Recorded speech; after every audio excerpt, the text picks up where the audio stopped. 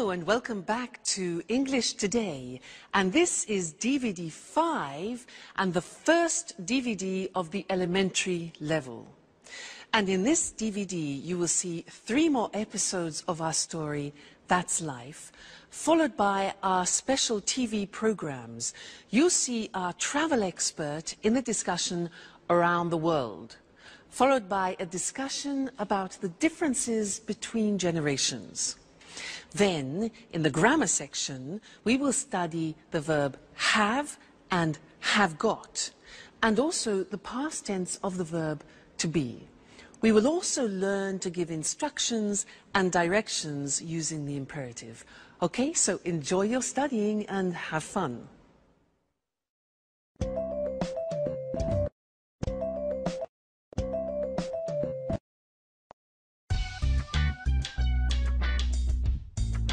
Good morning, Alice. Wake up! Oh, good morning, Jack. Please give me a cup of coffee. Bring me back to life. I'm still asleep. Here you are. So, what are you doing today? Well, first I'm taking a shower. And after that, I have my daily appointment with Ask the Stars. Ask what? Don't you know it? Sorry, no. It's the horoscope I listen to every morning on the radio. It's fantastic. I can't start my day without it. How can I go out in the morning without the advice of Ask the Stars? Please, Jack, this is not a joke. Our entire life is driven by planets. By the way, what are you doing today? Well, I'm going to work, just like every day. And today is Tuesday, isn't it? I have to go to the karate gym. Wow. Are you doing anything this evening? No, I don't have anything planned. Well, Sharon, Anne and I are going to the cinema. Maybe Peter is coming too. Would you like to come? That sounds great. Which film? We're seeing Interview with a Vampire. Not that film, guys. I hate horror films. Why don't we go to see the latest Julia Roberts film? Oh, please. We don't need more romance. We already have our love story in the apartment next to us. With Peter and Sharon, I mean. Okay, you are right. Let's go to see Interview with the Vampire then. Well, I think I prefer to stay at home. Now I've got to go to work. See you later. Is everything okay, Jack? Yes. Why? It's late, that's all. Bye. Bye.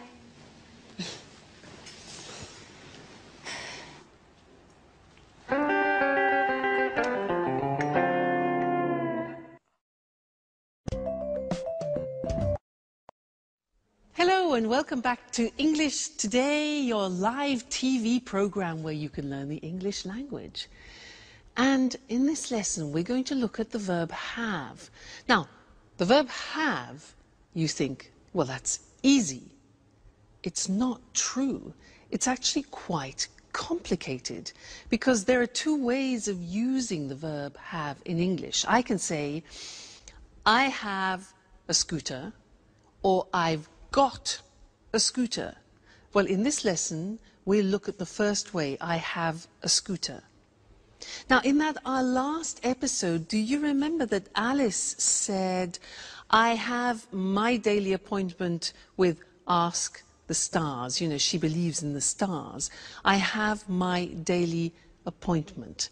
Just simply the verb have. Now, I want to give you a little test before we move on. If I say, I have a scooter, how would you ask me the question about that? A scooter? How would you do it? Have you a scooter? No, that's not possible. Something missing, like an auxiliary. That's it. Do you have a scooter?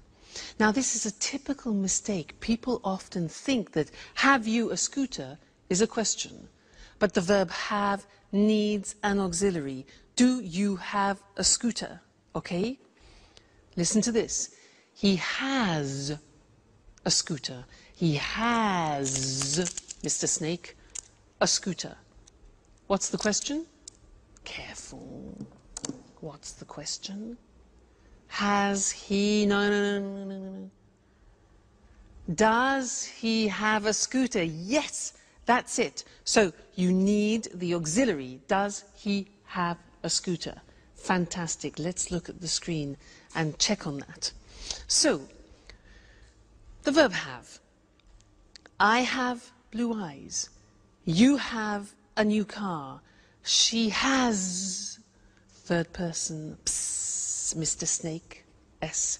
Look at the spelling, H-A-S. She has a cat. He has a dog. It has 4 doors. We have a garden.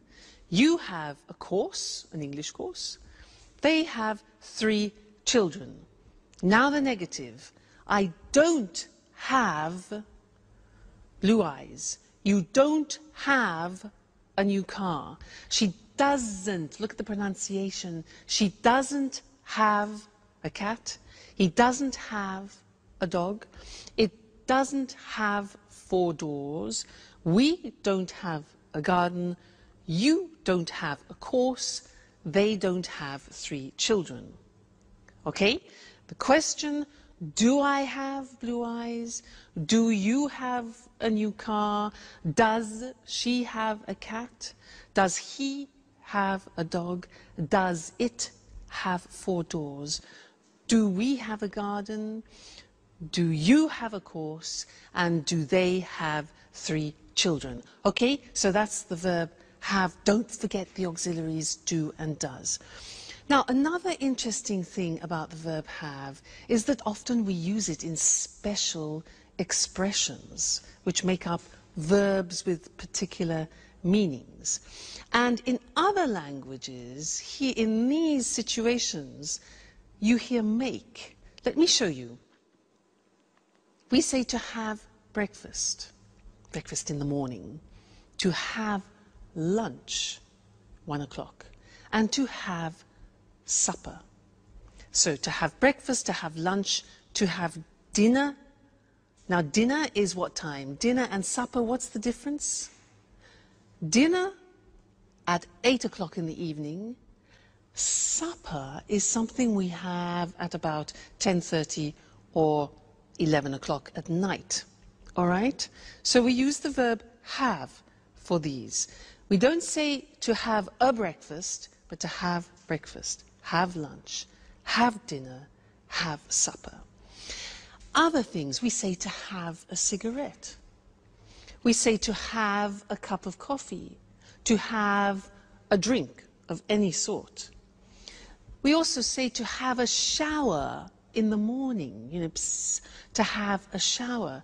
In other languages, they use make a shower or make a bath, for example. But in English, we say to have a shower, to have a bath in the bathroom. We also say to have a rest. We say to have a party. Did you have a good party? We say to have fun, which means to have a good time, okay? So these are very common expressions which we always use with the verb have. Have breakfast, have lunch, have dinner. Okay. Now, when we go back and listen to our friends, they will introduce the other form, have got, and then afterwards I'll tell you all about it. All right? So see you then. Bye.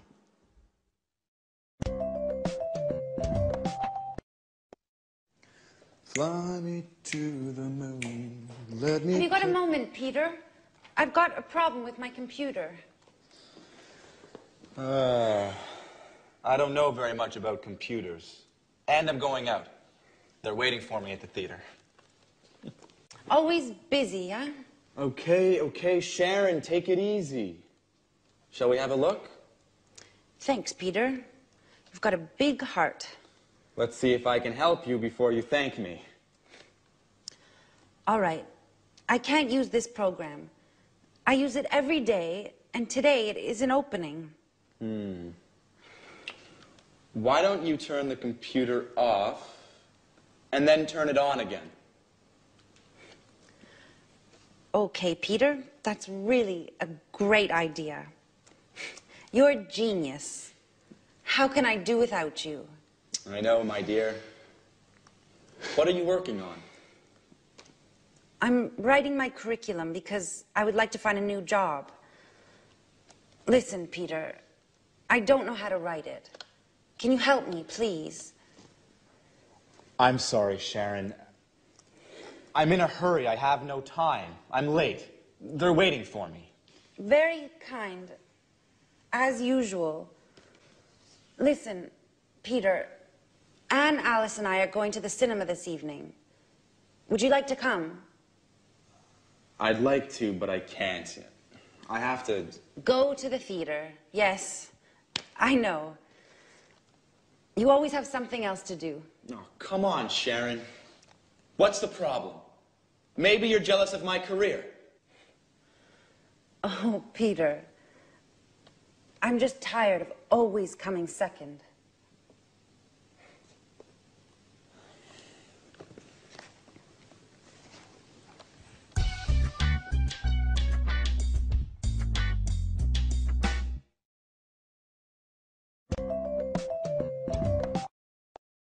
Hello and welcome back. How are you all? Did you notice that Sharon is tired of coming second? Well, I understand her. If you live with a musician, you need to be very patient. Now, Sharon said in that last episode, she said, "Have you got a moment?" Then she said, "I've got a problem with my new laptop." Have got. And this is what I want to study with you now. The second use of have got. Now, in order for you to understand it better, let's do something in a typical context where we would use have got. Let me tell you about my present situation. I'm in a flat, but I have to leave the flat and find another one. And I saw an advertisement in the newspaper for a flat which looks quite interesting. So I want to call the owner of the flat and ask him some questions. All right, so listen to what I say. All right. Now, his name is Mr. James. 4, 6, 5, 6, 7, 8, 9, 7, 8. I hope he's in. Let's see. Mr. James. Hello, Mr. James. Yes, hello. My name is Louise Evans, and I saw your advertisement in the newspaper for a flat, and I wondered if I could ask you some questions. Great, okay. How many rooms has it got? Yes, okay, so 2 bedrooms, good. A living room, a kitchen, bathroom, and toilet, very good, fine. Has it got a garage? No, okay, so I have to park my car in the street. Okay, fine. And a garden, does it have a garden? No, okay, a small balcony on the 2nd floor. Good, fine. And has it got central heating? Central heat, yeah. And kitchen electricity, oh, well, okay, an electric kitchen is fine, why not? Another thing is air conditioning. It gets very hot in England in the summer now. No, all right. Does it have easy access to public transport? Oh, good, so there's a tube nearby. Fantastic, good. Another thing is, has it got big windows? Because I love a lot of light. Small windows. All right. Has it got any views? The road and the neighbour's garden. Okay. And one more important thing. How much does it cost a month? £1,250. Right. Okay, thank you very much. Yes. Yes, I'll think about that and I'll call you back. Okay, fine. Thank you very much. Thank you. Goodbye. Bye. Bye. £1,250? Oh my God, that's a lot of money for a flat. I can't afford that. It's impossible. Now, did you notice that I used has it got a lot as a construction? Has got, have got. That's what I want to talk about. Now, this construction have got was introduced into the English language to describe possession, in fact. But now we use it in different situations, not only possession. So the Americans, in fact, use the verb have more than have got. In British English, we use have got a lot. All right, now let's have a look at the construction. So in the positive form, I have got gets contracted to I've got. I've got some money. You have got becomes you've got. You've got a scooter. She's got, she has, she's. Looks like the verb to be, but it is in fact has. She's got long hair. He's got a shop. It's got a balcony. We've got a house. You've got some CDs, and they've got some plants. All right? So that's the positive. Now, the negative. In the negative, the auxiliary have turns into a negative auxiliary. So, I haven't got any money. You haven't got a scooter. He hasn't got long hair. She hasn't got a shop. It hasn't got a balcony. We haven't got a house. You haven't got any CDs, and they haven't got any plants. So hasn't and haven't. And then in the questions are easy. We use have or has. So, have I got any money? Have you got a scooter? Has she got long hair? Has he got a shop? Has it got a balcony? Have we got a house? Have you got some CDs? And have they got some plants? So it's not really difficult grammatically. You have to remember the auxiliary have and has, and then remember to put got. All right? Now, you'll come across this a lot, especially in subtitles in films. So watch out for it, and we'll keep practicing it. Great! So that's the end of this lesson, and I'll see you again live very soon. Bye.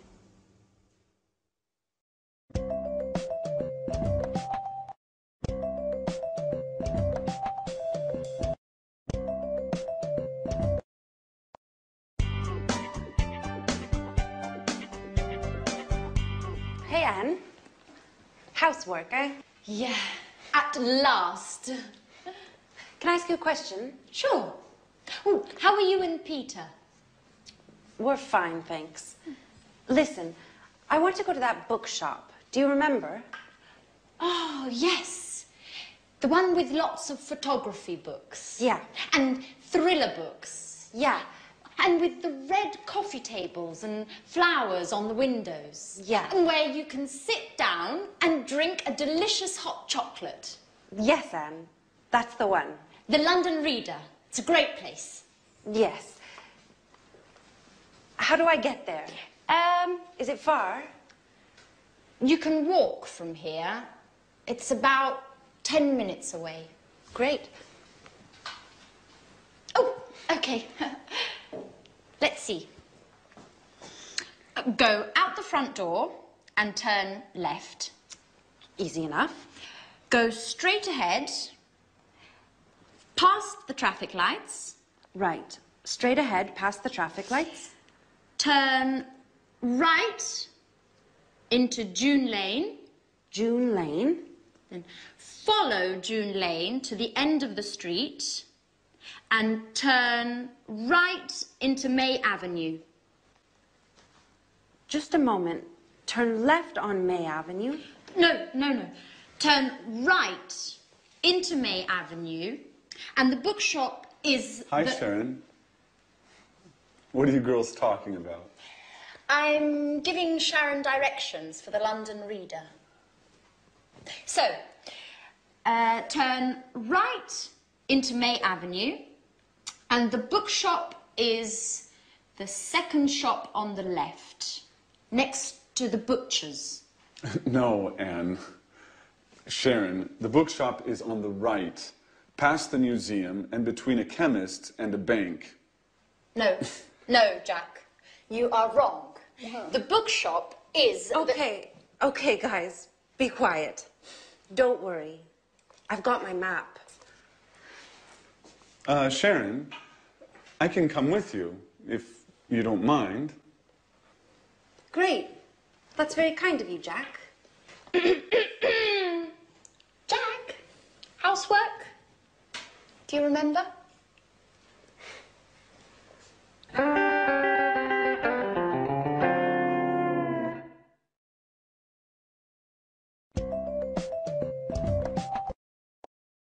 Hello and welcome back again.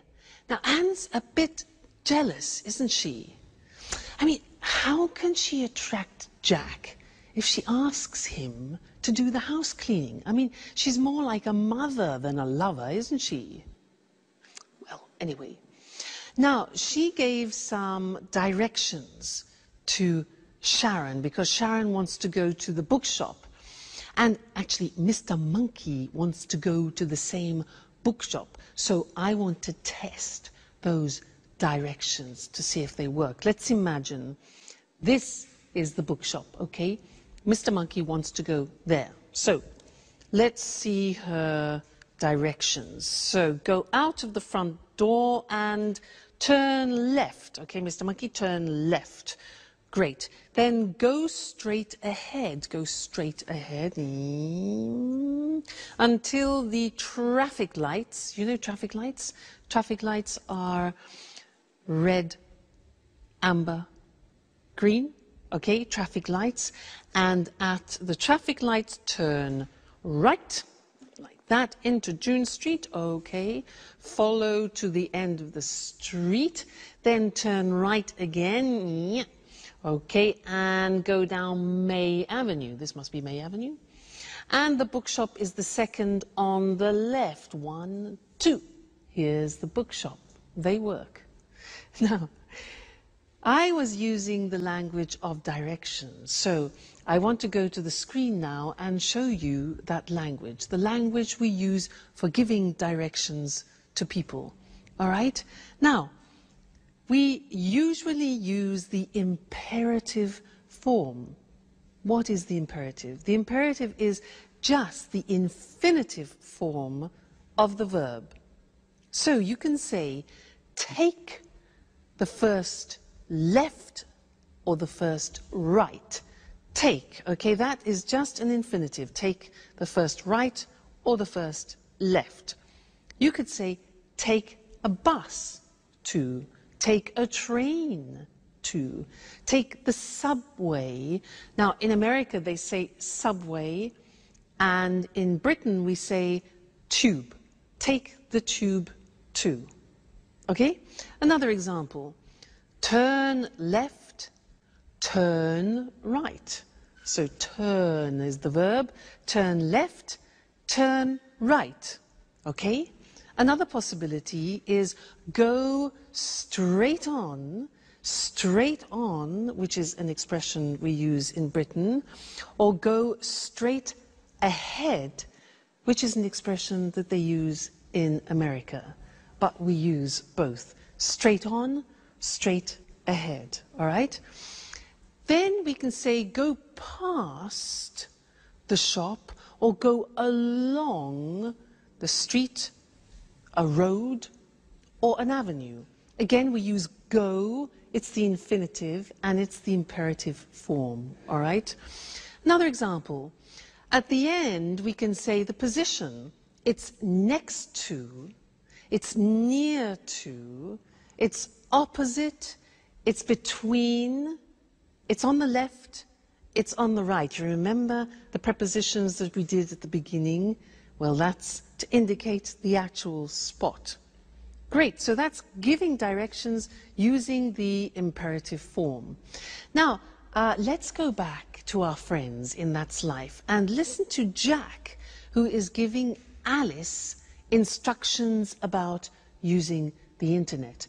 And listen to the imperatives that he uses, and I'll see you later, all right? Bye for now.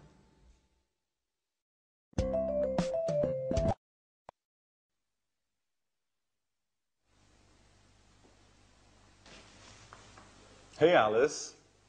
What are you doing? Do you mind giving us a hand with the housework, please? Can't you see? I'm cleaning the computer. I see. I see. Why is the computer on? Just a moment. I don't understand how to connect to the internet on this computer. Can you help me? Okay, but just for one moment. Thanks, Jack.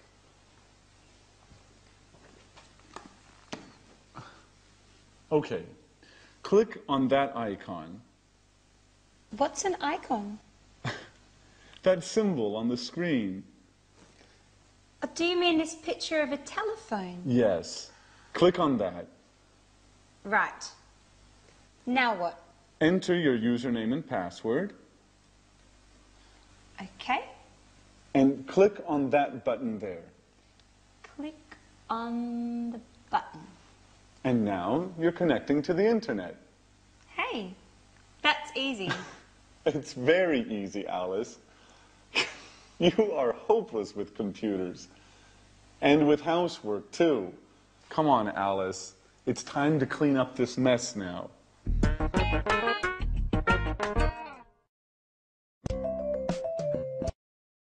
Hello again. Did you notice how Jack was giving Alice instructions to go on the internet? Well, I want to give you some instructions to do something at home. Now, in order to do that, you need one of these. What's this? Huh? A what? It's a napkin. A napkin. So, take a napkin, all right, put it down, open it up like this. Okay, so we have an open napkin. Anyway, now, take the bottom of the napkin and fold it over a little bit, like that, okay. Then, fold it again, like that. Then fold it again, and again, and again, until you reach halfway, and press it down like that. Press it down. All right, now, take the whole napkin, lift it up, and put it in this position. You turn it over, okay? Press that down. Now, take the bottom of the napkin and fold it in half over like this. Again, press it down well. Now, take this part of the napkin here on the right and fold it right down along the folds on the left. Press down. Then take all of it up like this and fold this bit over so you create a support like that. Then turn it around and bing! There you have something nice to decorate your table with. A romantic dinner, for example. All right? So I gave you instructions in order to do that. And we're going to look at that on the screen, because I used imperatives to give you the instructions as I used for giving directions. All right, so let's see. Let's use some other examples related to the computer and the internet. Plug in the computer. Now you notice we use plug, which is the infinitive form, and we use it for both you, singular, and you, plural. So, plug in the computer, ding, switch it on, connect it to the internet, and bling, click on the internet icon. All right, so imperatives, they're all infinitive verbs. Now, the negative, if you want to use the negative of the imperative, we say do not, which is contracted as always in English, and we say don't click too many times, or don't press the exit button, or don't overload the desktop. Okay, so this is the negative imperative form. Very interesting, that. And don't forget to be here for your next lesson. All right? See you then. Bye.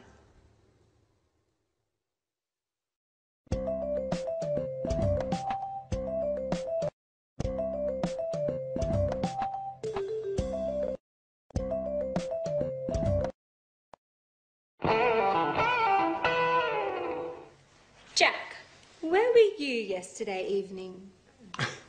Why? There was a great party at Mary's. Really? I wasn't invited. I can't believe that. Everyone was invited. I'm sure I wasn't. Anyway, I was busy yesterday. Oh. Did you have a meeting with some clients? No, I didn't. So? What? Where were you? I was with Robert at the Red Lion pub. That's impossible. Robert was at the party. Oops. I always get them mixed up. I was with Charles. Charles was at the party too. Come on, Jack. Who were you with? You are too curious, Alice.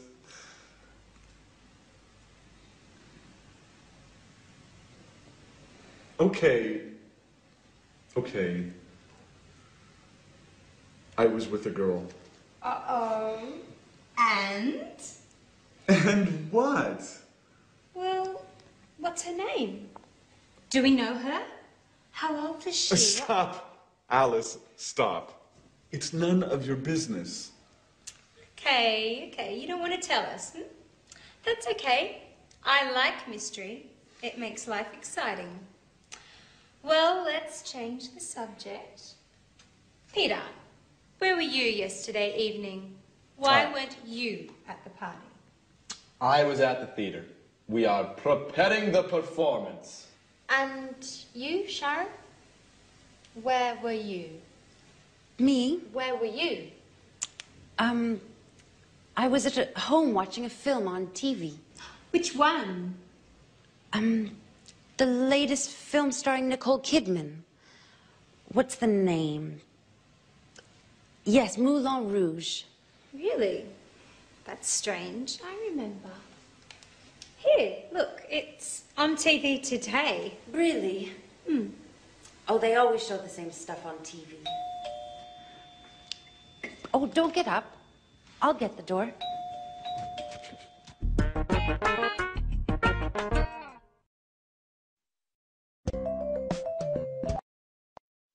Hello again, everyone. Well done, Sharon. That was a bit embarrassing, wasn't it? Now, where were you last night? Well, I wasn't at a party. I wasn't in a pub like Jack. I wasn't at the theatre. I was at my first samba lesson, and it was great. Fantastic. You know, the music was really fantastic, really loud and exciting. And there were 30 people there. It was difficult to see the teachers. You can imagine, 2 teachers, 30 people. Excuse me. Anyway, as usual, there were too many women and not enough men, and that's typical. But the teachers were fantastic. They were really, really professional. One was Brazilian and the other was from Argentina. Yeah, Argentina. Great, really, really good. And in the first lesson, it was easy because we did some, basic steps. But it was really, really enjoyable. And I can't wait for the next lesson because that was so, so exciting. Can you samba? I bet you can. Now, in most of those sentences, I was using the verb to be in the past. And that's what I want to look at with you now. Let's look at the screen. To be in the past. When we talk about something specific in the past, let's look at the form.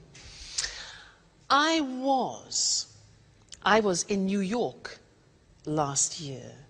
You were, see how it changes? You were at the party last night. He was at a meeting on Tuesday. I was, you were, he was, she was fine yesterday, for example. It was beautiful. We were at school on Monday, you were happy, and they were in London 2 weeks ago. So you see, I was, you were, he, she, it was, we were, you were, they were. Be careful about that. It's easy to make a mistake. Now, what about the negative form? Well, was becomes wasn't. Listen to the pronunciation. Wasn't, wasn't, okay? So, I wasn't on time this morning. You weren't here yesterday. He wasn't at the party last night. She wasn't very happy. And it wasn't difficult, okay? We weren't at work on Saturday. You weren't on time for work. And they weren't on holiday last month. So wasn't and weren't. Question form, listen to these. Where was I yesterday? Where were you last night? Where were you last night? Where was he last week? Was she at work yesterday? Was it an easy test? When were we there? What time were you at school yesterday? And how often were they in class? So, the verb to be in the past tense, I was, you were, he, she, it was, we were, you were, they were. Very important. You can't live without that verb to be in the past. All right? Great. Well, we will continue with the past in the next lesson. So, see you then. Bye.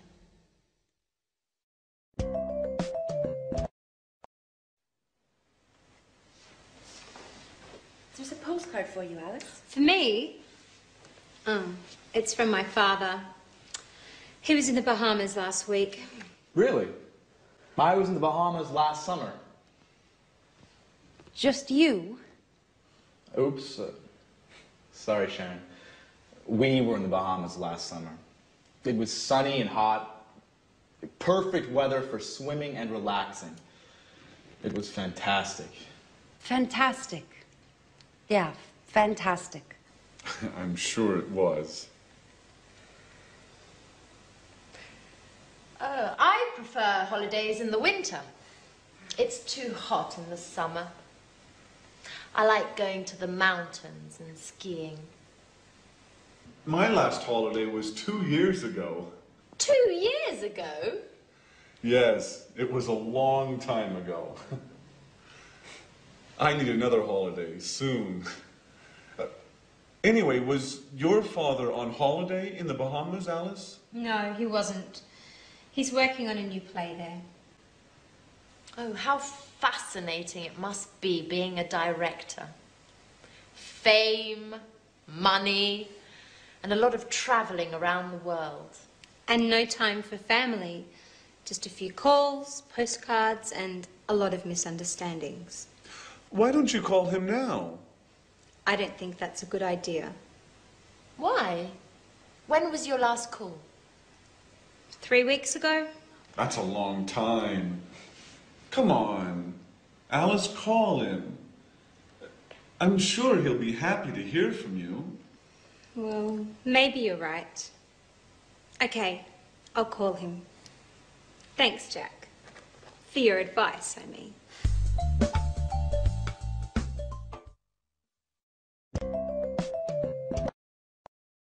Hello again for another important lesson. We're in the past tense.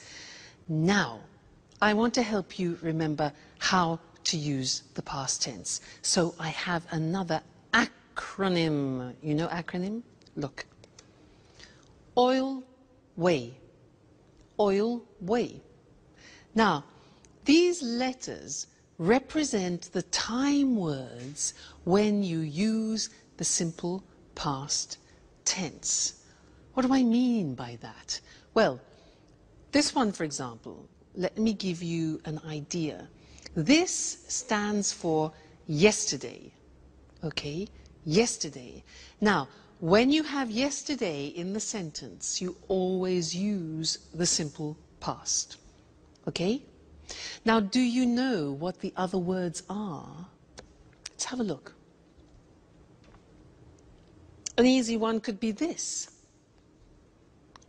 Last. Last, do you know that? Last week, I was in Paris. Last week. Okay? Now, what about this one? 2 days ago. Very good. So, 2 days ago, we were at the sea, for example. So, this is ago. We have last, yesterday, ago. This one? That's more difficult. Yeah, it is difficult. It's on in English, and we use it with days and dates. And in some languages, it doesn't exist. So we say on Monday, on the 7th of July, for example, on. This one here, in. Okay, when do we use that? Yeah, months, for example, in January, in February, in March, and also for years, in 1961, in 1970, etc. This one, when. Okay, with when we use the past tense. So, for example, when were you there? So, oil way, on, in, last, when, ago, yesterday. It's like a rhyme. On, in, last, when, ago, yesterday. You need to memorize those. We'll look at them on the screen now. But it's important for you to memorize them, to remember that when you're speaking, on, in, last, when, ago, yesterday help you to remember to use the simple past. So, to revise that, our acronym oil way. On we use with days or specific dates. So, the party was on Friday, or he was in London on the 2nd of March. Okay, the date. Then in with a specific year or with months. So, for example, she was born in June in 1976.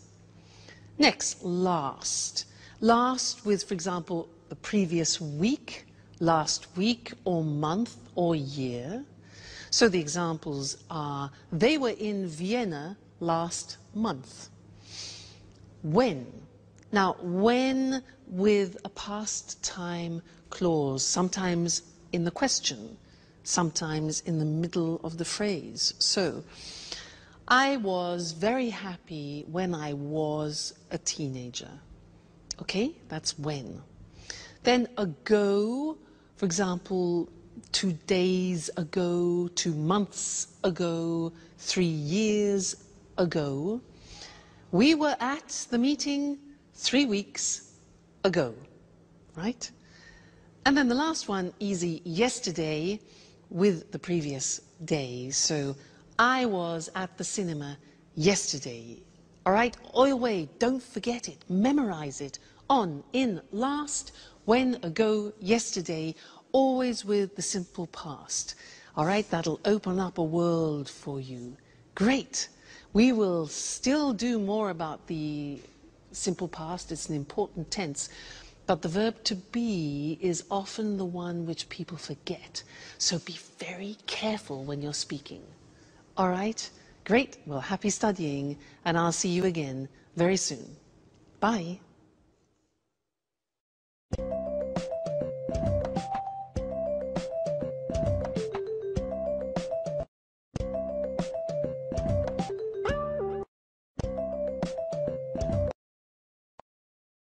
Good evening and welcome to this week's edition of the Travel Programme, the programme about everything to do with travelling and holidays.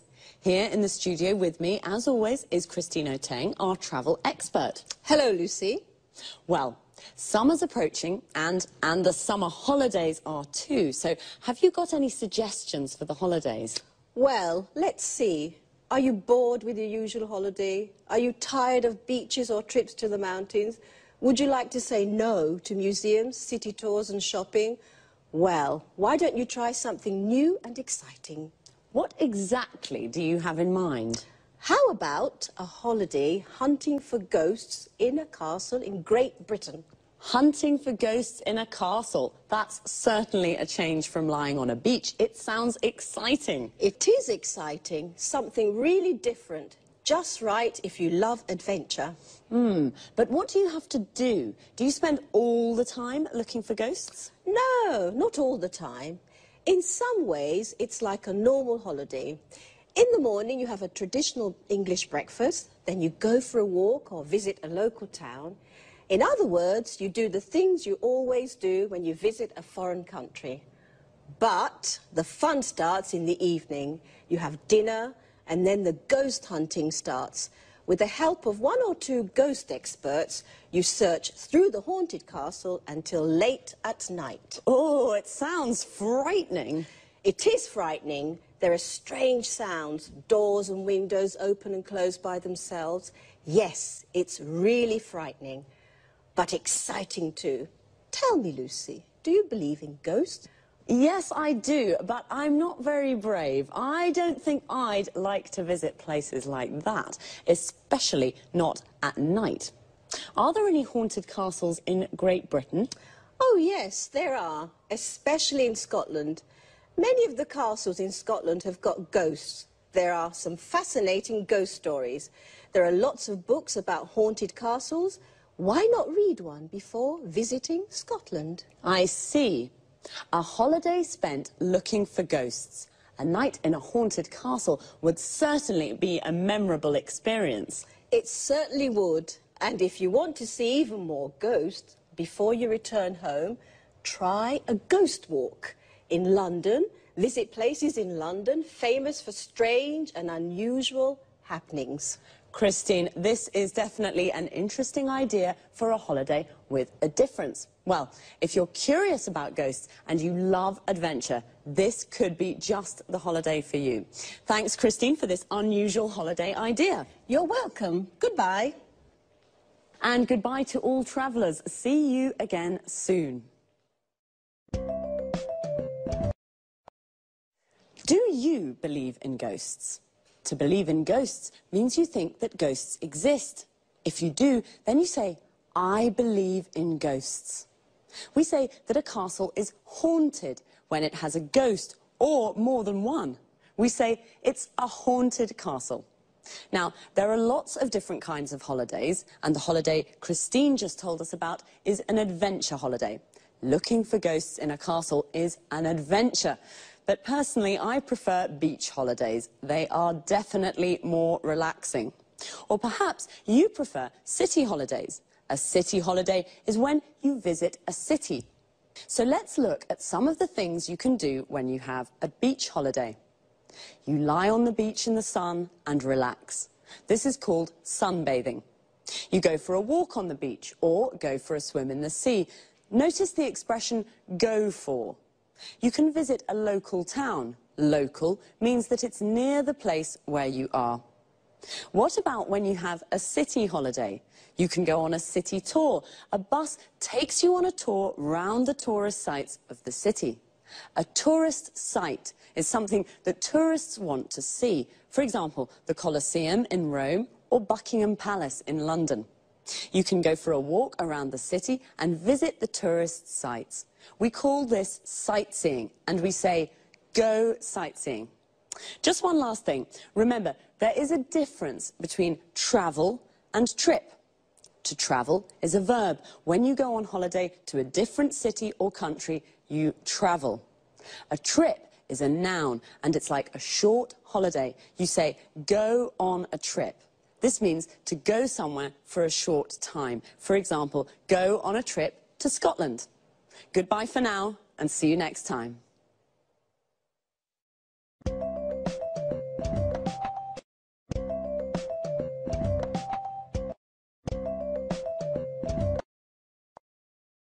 Good evening, and welcome to this week's edition of Let's Talk, the Saturday debate with our commentators, Tom and Marie. Good evening, Gary. Good evening. Well, this evening, let's talk about the differences between the generations. What do you think about this issue, Tom? I think that over the last 50 years, lifestyles have changed a great deal. There's been a lot of progress. New technologies have helped here. Think about healthcare. It's very good today. Television and internet tell people about the world and what's happening. So, lots of progress. Do you think life is easy today? Yes, I think it is. There are lots of opportunities for everyone. Let's take travel as an example. In the past, it was impossible to travel a lot. Today, we can fly to lots of cities in Europe, and it's very cheap. I'm sorry, I don't agree with you, Tom. I mean, it's true that lots of things are easy now, but there are also lots of things to worry about, and there's lots of stress. In the past, life was simple. It was all about the family and family values. Do you think that people today are confused about how to live life? That's exactly what I mean. Today, people marry when they're 30 or 35. When my grandmother was young, it was usual to marry young and start a family. Well, things are different today. I mean, women work now. 50 years ago, only a minority of women worked. I think this is very important for female emancipation. I agree with you, Eric. Today, women are fulfilled. They play an important role in society. Yes, but it's not easy for women. They have less time for the family, the children, and the housekeeping.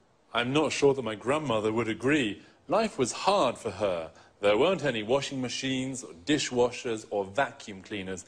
She was the washing machine, the dishwasher, and the vacuum cleaner.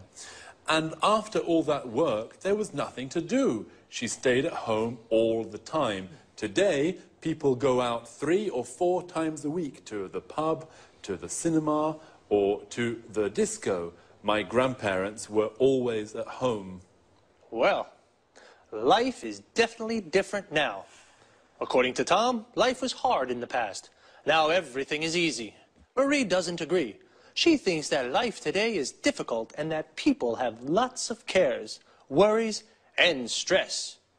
And what do you think? Well, it's time to say goodbye to our commentators. Goodbye. Goodbye. And we'll see you again soon on the next edition of Let's Talk.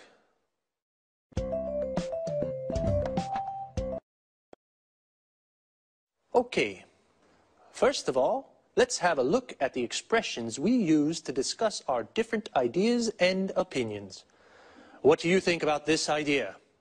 This is a good way to ask someone's opinion, or simply, what do you think? How about when you don't agree with someone's opinion? You can say, I'm sorry, I don't agree with you. This is a polite way to say, I don't agree.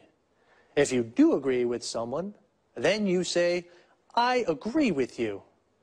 When we give our opinions, we usually start with, I think, or I don't think. The use of that after think is optional. So we can say, I think it is important, or I think that it is important. Another useful expression is, I mean. And when we use it to explain our ideas better. Let me give you an example. Things are different today. I mean, women work now. So I say things are different, and then with I mean, I explain how they are different. What about the vocabulary we use to talk about the things that have changed in the last 50 years? Let's take healthcare. It's the protection a country gives to its people like doctors, hospitals, and medicines. These are all parts of healthcare. Another important thing is female emancipation, the freedom of rights that women have. And some things that we have in our houses now, which make our lives easier, are the washing machine. This is the machine that washes our clothes. The dishwasher, the machine that cleans the dishes, plates, and glasses. And the vacuum cleaner, the machine that cleans the floor. Before I say goodbye, I just want to look at a little word that we use a lot. It's lot. And we use it to express quantity.